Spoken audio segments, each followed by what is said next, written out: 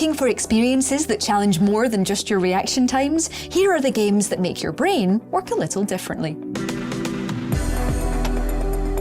No matter which game you're playing, your brain is always jumping through hoops. I've already done a stack of videos about how your grey matter is being upgraded at the same time. Your reaction times, aim, recognition abilities and reactions to stress are all quietly being improved while you play. But it's also important to call out the games that do things differently, the ones that stretch your mental muscles in a way that's a little out of the ordinary. I'm talking about the kind of games that feel like they actively prod and test different parts of your brain, like hungry raptors looking for weaknesses in a fence. The ones that force you to pull out all of the connecting wires and plug them all back in a slightly different order. Rhythm, logic, portals, they're all here. Oh, and if it's your first time on the channel, hit that subscribe button and ring the notification bell to make sure that you don't miss any of our future videos. For now though, here are the games that make your brain work a little differently. We've done videos in the past about detective games, and it's a genre that we love here at Logitech G. But few of them truly make you think laterally. Instead, it's a case of collecting all the clues and joining the dots. In other words, most of the information is handled in the game, not in your head.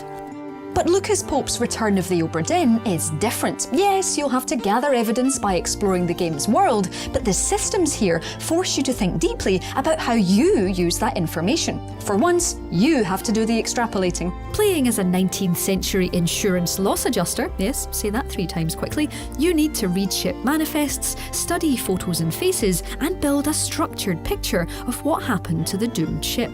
It's similar to Pope's previous game, Papers, Please, in that it's a celebration of all things administrative. And perhaps because of that, it's an arduous, sometimes intimidating task, especially when you start leafing through the pages you have to fill. Yes, we've got work to do. But Obra Dinn is also a uniquely rewarding game. It forces you to parse, document and compile as if you're sat at a lamplit oak desk in a Victorian office. Yes, Matt probably has something to do with this bit. But it's satisfying precisely because it's laborious. Every deduction you make is because of your own hard work, and all that thinking and organising will be pretty useful in real life too. And if you've already played Obra Dinn and you want other games to make you think in the same way, why not try Her Story, Telling Lies, or, to a lesser extent, Gone Home, which will get your heart working in a unique way too.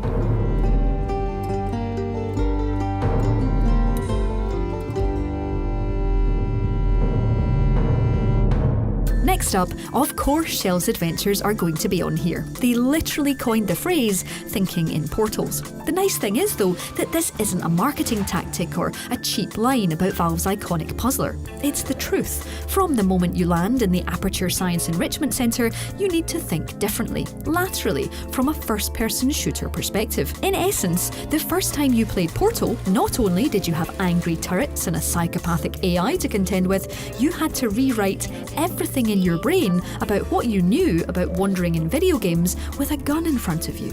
And that's before I get onto terminal velocity, light bridges and companion cube waiting. While some puzzle games seem impossible though, whichever Portal game you're playing, things always just seem so doable. Unlike the point-and-click hell of tenuously linking goats and progression, the solutions to Portal's puzzles always feel possible. The answer is right in front of you. You just need GLaDOS to taunt you into finding it. But why is that? It would be doing both Portal games a disservice if I didn't take a minute to talk about their effortless tutorials. The tonal whiplash of first-person puzzling and science would be enough to send anyone to A&E if it wasn't for Portal's understanding of, well, your understanding. You appear to understand how a portal affects forward momentum, or to be more precise, how it does not.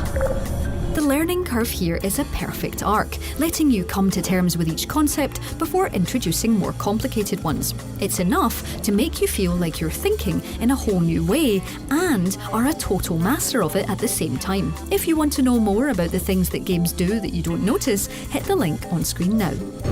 Well done. The Enrichment Center promises to always provide useful advice. For instance, the floor here will kill you. Try to avoid it. few of us who play games ever stop to think about the processes that make them run. But Baba Is You, a puzzle game from lone dev Arvi Himpule Tikari, celebrates the logical elements that underpin every single game we play. In much the same way that Obra Dinn loves admin, Baba Is You loves rules, and more specifically, breaking them. But in order to break the rules, you first need to understand them, and the game does an excellent job of teaching you its syntax and systems. Yeah, I just got excited about syntax. Don't rule shame me. Anyway, words and objects in Baba Is You are there to be pushed around and reorganised. By changing certain phrases, you can rewrite the win conditions for a level and move on to the next excruciating puzzle. This can be as simple as turning an obstacle in a level into the win condition, or more complicated elements like swapping back and forth between controllable avatars to avoid hazards. Essentially, you're rewriting the code for the game as you go. It sounds complicated and maybe even dull, but just think about it. We follow these rules in every game we play without even thinking about it. Food is health, red barrels are boom, light is exit. Baba Is You gives you, the player, the opportunity to change these elements on the fly. And honestly, it might just change how you look at games. And if you like this, try Stephen's Sausage Roll and Snakebird for even more logic.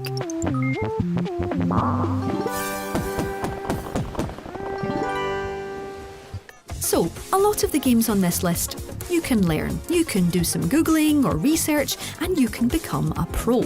However, being able to play Crypt of the Necrodancer with skill depends on one thing and one thing only: your inner metronome. It doesn't matter if you have award-winning dungeon crawling skills or an official document giving you a gold star in traversing procedurally generated rooms. If you don't have a regularly ticking internal sense of rhythm, Brace Yourself Games roguelike just isn't the one for you. At least, not with the default character. Maybe that seems harsh, but tapping along to Danny Baranovsky's score isn't just fun, but essential. If Cadence's every move and attack isn't on the beat, then she and you won't get far. This is no ordinary roguelike. Thankfully, there's the visual cue of the pulsing heart. But when things get busy on screen, having that innate drumbeat turns out to be pretty, well, key. Helpfully though, all is not lost. If you still want to play, enjoy the soundtrack and not worry about those drum beats, all you have to do is choose the bard character. The Necrodancer doesn't seem to care about his heart, so you can happily skip into the dungeons without that stressful failing at music class feeling. If you're looking for other music games that aren't as punishing if you're not a percussion master, take a look at our best music games list. The link will appear on the beat now. Quick! Just kidding. They told me I was too young. They told me I needed more training. Huh? I told them to drop dead. Next up, it's time to hand over all the power to the machines. It'll probably be fine. There's definitely not a million horror and action movies about humanity dying out thanks to just that. But anyway, back to the topic at hand. No one ever died by trying to automate hamburger production, did they? Say hello to Automa Chef, a game about feeding ingredients into machines and then hoping they spit out all kinds of delicious edibles. I'd say it starts off simple, but it never really does. It starts off simpler than it gets later on. This, like Factorial, is a game about conveyor belts, getting the right things onto them and turning them into cooked ingredients. Raw materials come out of dispensers and you have to get them fired into the food assembler in the right state to produce all manner of fast food delights. And that's only half of it. Not only do you have to program robotic arms only to take cooked meat from grills, you also have to think about how to use space efficiently and keep an eye on how much electricity you're using at the same time. It's time for philosophical questions like, why use 3 automatic arms when you can only use 1? This kind of machine thinking absolutely appeals to the logical parts of our brain. There's a unique satisfaction in setting something up and just watching it go. Oh, and if this is all making you too hungry for terrible food, you'll find the same level of automated thrills from Factorial and the drug-fueled delights of Big Pharma. Enjoy sounds like the wrong word to use here. There once was a genius human who dreamed of creating an automated kitchen enterprise like no other. And finally, we'll end on a memory game. These really aren't anything new. In fact, they're the kind of games you played before you even touched a keyboard and mouse for the first time. Anyone for pairs?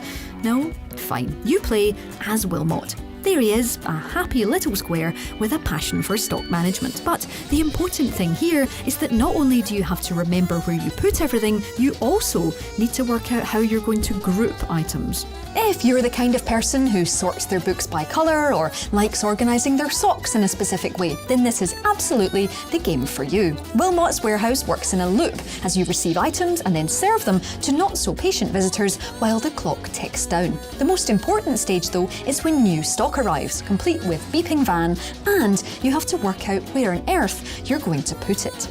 As you can see, your warehouse starts off pretty empty, but before long you've got stars, eggs, cakes, windmills and flasks arriving. Then you have to ask yourself questions like, do flasks go with cosy things like socks, or do they go with food? What about power buttons? Compasses and watches are similar, right? I mean, do I put human shoes with horseshoes? And what makes sense to you might really not make sense to your friends if you're playing in co-op mode. The good news, though, is that every few rounds, you've got the chance to fully reorganise the warehouse. Just remember that you'll have to remember where you rearranged everything to. So, that's the games that rewire your brain and make you think a little differently. Let us know if we've missed your favourites in the comments below, drop us a like if you enjoyed this video, and subscribe to Logitech G for more videos just like this one. If you do already subscribe, hit that notification bell so that you know exactly when our next video lands.